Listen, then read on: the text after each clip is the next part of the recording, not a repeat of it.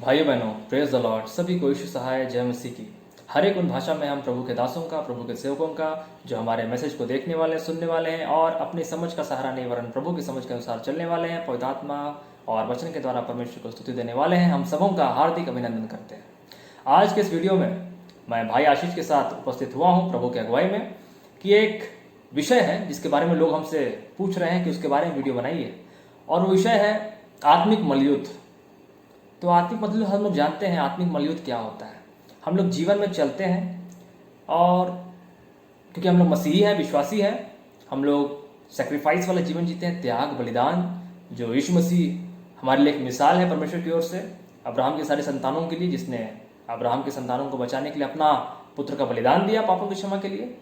तो उस आत्मिक मलयुद्ध में आगे बढ़ते हुए कैसे हम लोग विजयी होंगे, कैसे हमारा विश्वास विजयी होगा, तो कुछ वचनों को हम लोग देखेंगे जो हमें यह बल देता है कि जो हमारा बुलाने वाला परमेश्वर है और जो हमारा चुनने वाला है, उसने अपने हाथों से हमें बुलाया और चुना है। तो ये हमारा युद्ध नहीं है, अब ये उनका युद्ध है। जैसे कि अब हम मोल लिए गए हैं यीशु मसीह के मांस और लहू पवित्र आत्मा के द्वारा, उन्होंने हमारा मूल्य चुकाया है। तो ये हमारा जीवन नहीं है, प्रभु का जीवन है। जब हम गवाही देते हैं व्यक्तिगत, तो हम लोग अपने कर्मों से निष्फल, निकम्मे, नकारा गिने जाते हैं, लेकिन प्रभु के अभिषेक के द्वारा प्रभु हमें महान विजयी और महान अगुवाई प्रकट करते हैं, और इस बात को प्रकट करते हैं कि यहोवा की सामर्थ्य से यहोवा के अभिषिक्त युद्ध जीतते हैं। तो इस विषय पे वीडियो बनाने का हमारा ख्याल आया, भाई आशीष ने भी कहा, और बहुत सारे लोग इस बारे में वीडियो देखना चाहते हैं। तो कुछ वचनों के द्वारा पहले हम लोग प्रकाश डालेंगे और फिर देखेंगे कि कैसे प्रभु हमारा मार्ग को तैयार करता है। युद्ध भूमि में योद्धा तो हम लड़ते हैं, लेकिन जीत यहोवा की ओर से मिलती है, वचन भी कहता है। तो आइए, पहला जो वचन हम लोग देखेंगे वह हमें मिलता है व्यवस्था विवरण की पुस्तक, उसका पहला अध्याय और पद संख्या 30। भाई आशीष पढ़ेंगे, फिर हम लोग वचन से प्रभु क्या कहते हैं और कैसे हमें सामर्थ्य देते हैं, बल देते हैं, उसको हम लोग देखेंगे। उसके बाद हम लोग और दो वचन देखकर इस टॉपिक पे, इस विषय पे प्रभु की बात को आप लोगों के सामने रखेंगे और नया बल प्राप्त करेंगे। भाई आशीष पढ़ेंगे। पहला पाठ वचन है व्यवस्था विवरण का पहला अध्याय का, उसका 30वां पद। उसमें वचन ऐसा कहता है, तुम्हारा परमेश्वर यहोवा जो तुम्हारे आगे आगे चलता है, वह आप तुम्हारी ओर से लड़ेगा, जैसा कि उसने मिस्र में तुम्हारे देखते तुम्हारे लिए किया। यहाँ तक, आमीन। तो यहाँ हम लोग देखते हैं परमेश्वर यहोवा का वचन कहता है यह युद्ध यहोवा का है, यहोवा आप ही हमारे लड़ेगा, हमारे लिए, मेरे लिए, इनके लिए, आप सभी के लिए। क्योंकि यीशु मसीह के देह में हम लोग बपतिस्मा पाते हैं और एक ही देह में हम लोग सेंत में धर्मी ठहराए जाते हैं। और जब हम लोग आदम में मरते हैं तो साथ में मरते हैं, पाप में साथ में गिरते हैं। हव्वा कलीसिया को दर्शाती है, और एक आदमी से पाप आता है तो उसी एक आदम के द्वारा हम लोग छुटकारा प्राप्त करते हैं। तो हम लोग अपने बल से जीत नहीं पाते शैतान के ऊपर, इस संसार के ऊपर, परंतु यहोवा परमेश्वर के बल से, उनके वचन से, उनके सामर्थ्य से। जो पुराने नियम में हम लोग देखते हैं, जो यीशु मसीह की नई भाषा का गवाही देता आया। पुराना नियम इसलिए आया कि हमें यीशु मसीह को प्रकट करे, हमारे निर्बलताओं में, हमारे दुर्बलताओं में हमें जीत दिलाए, और हम यहोवा की ओर से उस वचन को, उस मसीहा को ग्रहण कर सकें। तो यहाँ वचन साफ साफ कहता है कि युद्ध यहोवा का है, यहोवा आप ही हमारे लिए लड़ेगा, जैसा उसने मिस्र में हमारे लिए लड़ा था। और हम लोग जानते हैं कि पीढ़ी दर पीढ़ी अब्राहम के संतान, इजराइल की संतान आज उस घड़ी को याद करती है, उस घड़ी के दिन को त्योहार के रूप में मनाती है। हर एक परिवार, हर एक शब्द उस दिन को याद करता है कि हे प्रभु, तूने कैसे हमें मिस्र से निकाला था, जब हमने तुझे दुख देकर, हमने तुझे शोकित किया था, हम अपने चाल चलन में पाप के दासत्व में चले गए थे। तो अपने कर्मों पर चलकर हम लोग पाप के दासत्व में चले जाते हैं, जिससे छूटने के हम लोग काबिल नहीं है। हम लोग आत्मिक युद्ध में फेल हो जाते हैं, प्रभु के योग्य हम लोग बलिदान नहीं चढ़ा पाते हैं। अपने कर्मों से उस मंदिर में याजक, महायाजक, वो व्यवस्था जो राजाओं ने ठहराया, जो अगुवाई भविष्यवक्ताओं ने ठहराई, सारा प्रशासन, सारा शासन पाप में लिप्त था, और हम लोग मिस्र में चले गए। परंतु प्रभु ने अपने नाम के ही लिए हमें सुधि ली और मूसा नबी के द्वारा हमें निकाला। वो मूसा भी काबिल नहीं था, प्रभु ने अपनी लाठी मूसा को दी और कहा, मैं जो हूं सो हूं, ने तुम्हें भेजा है और निकालूंगा। तो यहां हम लोग देखते हैं वो मैं जो हूं सो हूं, ये मैं नहीं, ये मैं भाई आशीष नहीं, ये मैं आप नहीं, ये मैं यहोवा के सारे सामर्थ को दर्शाता है। आज यदि हम लोग उस मैं जो हूं सो हूं यहोवा पे विश्वास करते हैं, जो हमारे बाप दादाओं का परमेश्वर है, सारे जगत का परमेश्वर है, तो वह हमारा सारा आत्मिक मलयुद्ध और इस संसार में जो भी हमारी आवश्यकताएं हैं उसके लिए हमारे लड़ेगा। वो हमारे प्राण को बचाए रखेगा, हमें किसी भली वस्तु की घटी ना होने देगा। तैयार तो योद्धा होता है, वचन कहता है, लेकिन जय यहोवा की ओर से मिलती है। घोड़े तो लड़ते हैं लेकिन विजय यहोवा की ओर से मिलती है। तो जीत और हार, विजय और पराजय का फैसला यहोवा करता है। यदि आप कमजोर भी हैं, आपके सामने करोड़ों की सेनाएं हो, वचन कहता है यदि तेरी दाहिनी और 1000 हो, बाएं और 10,000 हो, यदि तेरी बाईं और 1000 हो, तेरे दाहिनी और 10,000 हो, वो गिरेंगे परंतु तू ना गिरेगा। हम लोग जानते हैं, इन सब वचनों को हम लोग पढ़ चुके हैं कई बार आराधनालय में, कई बार गिरजों में, सिनेगॉग्स में, जो यहूदी पढ़ते हैं पुराना नियम, और आज जो हम पुराना नियम और इंजिल को मानते हैं, कहा जाता है। तो हम लोग देखते हैं हमारा बल सेनाओं का यहोवा है। सेनाओं का यहोवा हमारा युद्ध लड़ता है, क्रूस मृत्यु से पुनरुत्थान तक शैतान के कामों को कुचलता है, हमारे जीवन में हमारी आवश्यकताओं को देता है। और शैतान जितनी भी लोभ, लालच और लज्जा की बात, निर्लजता की बात हमारे जीवन में लाता है कि हमें ठोकर खिलाए, हमारा ऊंचा पहाड़ यहोवा शैतान के कामों को नष्ट करता है। आइए हम लोग दूसरा वचन देखेंगे जो हमें और भी बल देगा। वचन तो बहुत सारे हैं, परंतु हमने 3 वचनों को छाटा है जिसके द्वारा हम संदेश देना चाहते हैं प्रभु की अगुवाई में। तो दूसरा वचन हमें मिलता है, आप लोग भी निकाल लें, यहोशू की पुस्तक जो व्यवस्था विवरण के बाद है, उसका पहला अध्याय और पद संख्या 5। भाई आशीष पढ़ लेंगे, फिर हम लोग प्रभु के प्रकाश में देखेंगे कि प्रभु का वचन आत्मिक अगुवाई में हम सबों से क्या कहना चाहता है। हाँ, दूसरा वचन है यहोशू का पहला अध्याय का 5वां पद में। उसमें वचन ऐसा कहता है, तेरे जीवन भर कोई तेरे सामने ठहर ना सकेगा, जैसे मूसा के संग रहा वैसे ही तेरे संग भी रहूंगा, और ना तो मैं तुझे धोखा दूंगा और ना तुझको छोड़ूंगा, यहाँ तक। आमीन। यहाँ वचन साफ साफ कहता है, तेरे जीवन भर मैं तेरे साथ रहूंगा, तेरे आगे कोई ना ठहर सकेगा। क्या हम लोग सामर्थ्य? नहीं, हम लोग उस नाम जो सब नामों में महान है, जो सब नामों में सामर्थ्य, जो सर्वशक्तिमान है, उस यहोवा परमेश्वर के नाम में बुलाए गए हैं, उसके दाहिने हाथ की सामर्थ्य से हम लोग जीतेंगे और उसके अभिषिक्त हैं हम। तो प्रभु हम में अपनी योजना पूरा कर रहा है, तो उसकी योजना कभी गलत नहीं हो सकती। तो उसने हमें अभिषेक किया है अपने चुने हुओं को, और जब हम लोग रणयुद्ध में जाएंगे, रणबांकुरों की तरह, रण योद्धा की तरह, हमारा भरोसा हथियार, तोप, तलवार, तमंचा नहीं, हमारा भरोसा सेनाओं का यहोवा है। वो आत्मा की तलवार है जो सोच विचारों को भी चीरता है, और यहोवा रूप नहीं देखता, मन को देखता है। तो यहोवा ऐसा चोखा तलवार है, 2 धारी तलवार है, जो इजरायली अन्य जाति किसी का न्याय नहीं करता। तो उस तलवार के नाम पे, उस वचन के नाम पे, उस परमेश्वर के नाम पे हम लोग जब जाते हैं, तो चाहे सेनाएं कितनी भी बड़ी हो, कोई मनुष्य कितना ही बलवान हो, सामर्थी हो, चाहे अपने आप को ईश्वर समझता हो, फिरौन की नाई, हम लोग जानते हैं मिस्र में क्या हुआ था। फिरौन अपने आप को ईश्वर के तुल्य ठहराता था।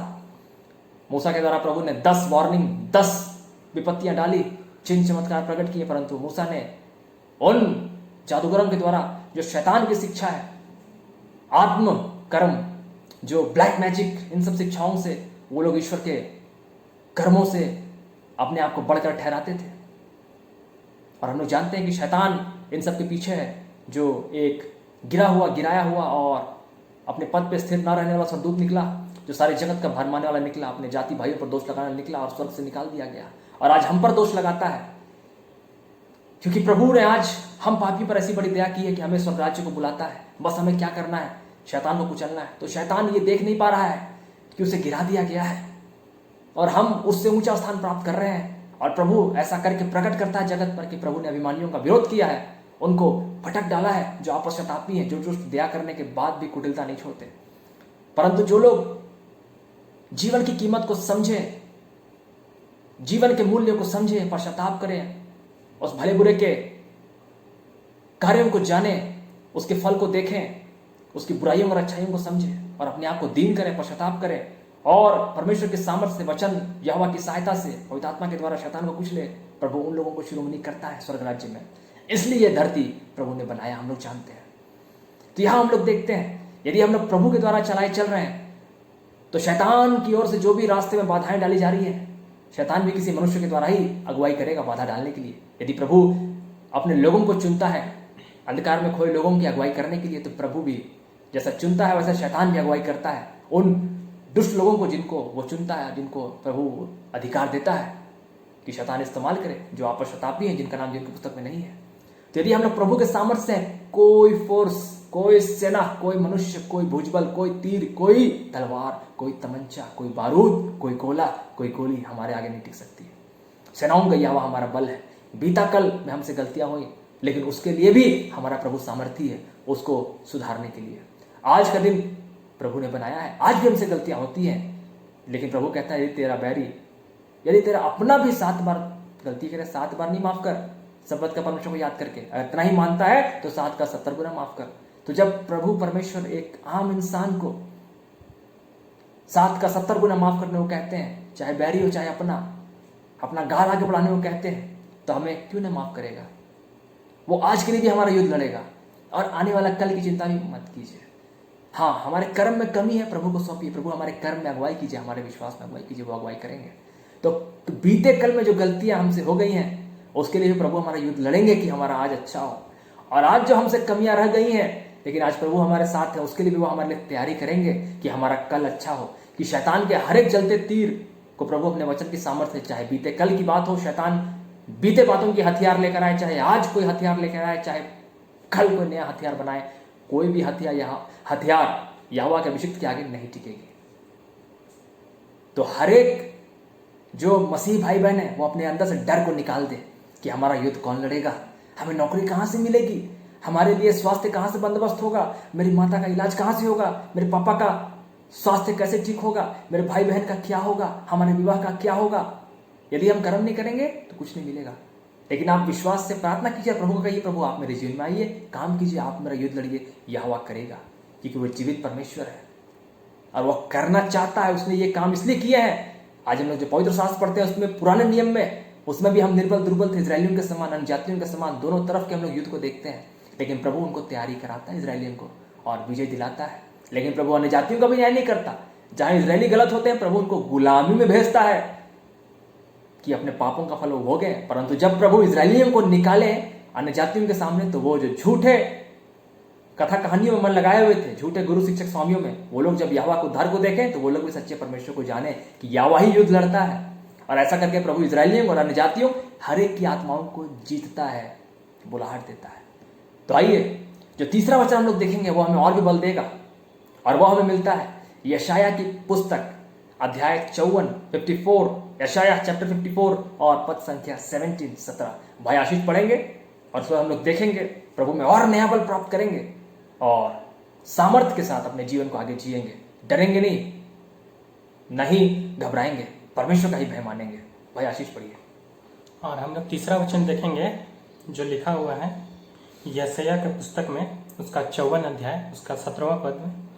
इसमें वचन ऐसा कहता है, जितने हथियार तेरी हानि के लिए बनाए जाएं उनमें से कोई सफल ना होगा, और जितने लोग मुद्दे होकर तुझ पर नालिश करें उन सबों से तू जीत जाएगा। यहोवा के दासों का यही भाव होगा और वे मेरे ही कारण धर्मी ठहरेंगे। यहोवा की यही वाणी है। यहाँ तक आमीन। आमीन। यहाँ वचन क्या कहता है भाई बहनों? साफ साफ कहता है जितने हथियार तेरे हानि के लिए बने हो उनमें से कोई भी सफल ना होगा। क्यों नहीं सफल होगा? क्या हमारे हथियार सामर्थ्य? नहीं। हम जिसके हाथ में है सेनाओं के यहोवा का भुजबल, उसका दाहिना हाथ, उद्धार रूपी हाथ, वो सामर्थ्य है। और उसके सामर्थ्य भरे दाहिने हाथ में होने के कारण कोई भी हमारा बैरी हम पर प्रबल ना हो पाएगा। इसलिए हमें डरना नहीं है, घबराना नहीं है, लड़ना है। कंकरर, विक्ट्री हमारी है, हमें विक्टिम नहीं बनना है। हम लोग विक्टिम नहीं बनेंगे, हम लोग विक्ट्री प्राप्त करेंगे। हम लोग शोषित, वंचित, दलित नहीं बनेंगे। हम लोग खुद से तो हैं, परंतु हम लोग प्रभु में जीत प्राप्त करेंगे, आत्मिक जीत प्राप्त करेंगे, स्वर्ग के राज्य के वारिस बनेंगे, प्रभु के अधिकार में, प्रभु के अधिकाई में, और सामर्थ और भुजबल को प्राप्त करेंगे। और इस जीवन की आवश्यकताएं भी प्रभु देगा। क्लेश होगा मसीही जीवन में, लेकिन डरना नहीं है। याद रखिए विषय क्या है? यहोवा आपका युद्ध लड़ेगा। और यही विषय को आप विश्वास बनाइए। यही विषय को अगर आप डेली सुबह उठ के याद कीजिएगा तो आप किसी दिन भर में और जीवन भर में जितने भी कार्य आपको लगेगा कि यहाँ मुझे सफलता नहीं मिल रही है, विफल हो रहा है, परंतु आप धैर्य और धीरज बनाए रखिएगा कि जो भी बात बन रही नहीं भी बन रही है उसमें प्रभु की एक अद्भुत योजना है, और जो हो रहा है भले के लिए हो रहा है। यहोवा मेरा युद्ध लड़ रहा है, वो मेरे लिए मार्ग तैयार कर रहा है। और क्या कहता है, जितने मुद्दई तेरे विरुद्ध नालिश करें, जितने एडवोकेट, जितने हाकिम, जितने अधिकारी, बड़े छोटे लोग तेरे विरुद्ध आ जाएं, तेरे विरुद्ध बातों को लड़ाने के लिए, तुझे उकसाने के लिए, तेरे विरुद्ध दोष लगाने के लिए, उनमें से कोई भी सफल ना होगा। यहोवा के दासों का यही भाग है, वचन साफ साफ कहता है। और यहोवा उन्हें धर्मी ठहराएगा अपने लोगों को। तो क्या हम लोग खुद से धर्मी, आप लोग खुद से धर्मी ठहरेंगे? नहीं, हम लोग प्रभु के भाग है, सेंटमेंट, और उसकी धार्मिकता जो व्यवस्था के अनुग्रह के द्वारा नहीं, परंतु प्रभु के अनुग्रह के द्वारा मिलती है, क्योंकि व्यवस्था में अनुग्रह बंद था। हम लोग देखते हैं व्यवस्था का समय मंदिर में पर्दा था, और व्यवस्था अनुग्रह का प्रकाश को हमारे जीवन में नहीं आने दे पा रहा था। कारण परमेश्वर नहीं, हम खुद थे, क्योंकि हमने व्यवस्था मांगी, हमने राजा मांगे, हमने भविष्यवक्ता मांगे, हमने याजक मांगा, हमने बलिदान चढ़ाया, और निर्दोष पशु पक्षियों का लहू बहता था। प्रभु किसी को मारना नहीं चाहते थे, परंतु वो प्रतीक बना कि प्रभु ने किसी को भी नाश नहीं करना चाहा, परंतु सबको बचाने के लिए निर्दोष मेमना देता है। क्या आदम से हो सकता है वो निर्दोष? क्या मनुष्य में से? नहीं, यीशु मसीह में वो निर्दोष मेमना है, और उसी ने हमें विजय दिलाया है पाप के ऊपर, व्यवस्था में जीत दिलाई है जो हमसे गलतियां होती थी। तो इन सब बातों को स्मरण करके हमें याद रखना है कि यहोवा हमारा हथियार है, उसका वचन हमारा हथियार है, उसकी आत्मिक तलवार हमारा हथियार है, जो शरीर को चीर कर आत्माओं के सोच विचार को चीर डालता है। तो मनुष्य जो हार्ड मांस का है वो हमारा क्या कर सकता है? उसके बनाए हाथों के खाम, तीर, हथियार, तलवार हमारा क्या कर सकते हैं? यहोवा हमारा बल है, भुजबल है, किला है, गढ़, ऊंचा सर्वोच्च स्थान है। हमने बस 7 चक्कर लगाकर 7वें दिन 7 तुरही फूंक कर यरीहो नगर के घमंड को तोड़ दिया था। याद करिए यहोशू के समय में क्या हुआ था, जो अंत के प्रकाशित वाक्य को दर्शाता है, जो इस संसार के साथ होगा। वहां यहोशू घबराया नहीं कि उसके किले कितने ऊंचे हैं, उसके पास सैनिक कितने ऊंचे हैं, कम मनुष्य होते हुए भी, लेकिन यहोवा का वाचा का संदूक, यहोवा की तलवार, यहोवा का वचन, यहोवा का बुलाहट, यहोवा का अनुग्रह, यहोवा की बुद्धि के द्वारा 7 चक्कर लगाया, 7वें दिन 7 तुरही, और वह नगर गिर पड़ा।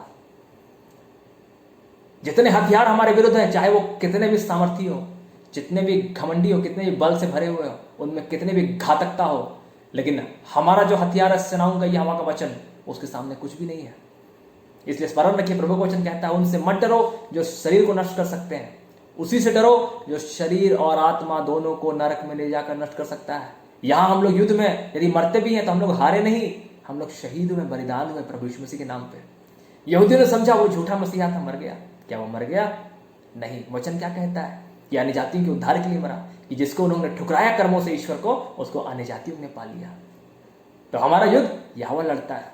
इजरायली वो युद्ध लड़के नहीं जीत पाए, वो बंधुआई में गए, गुलामी में गए, तितर बितर हो गए 2000 सालों तक।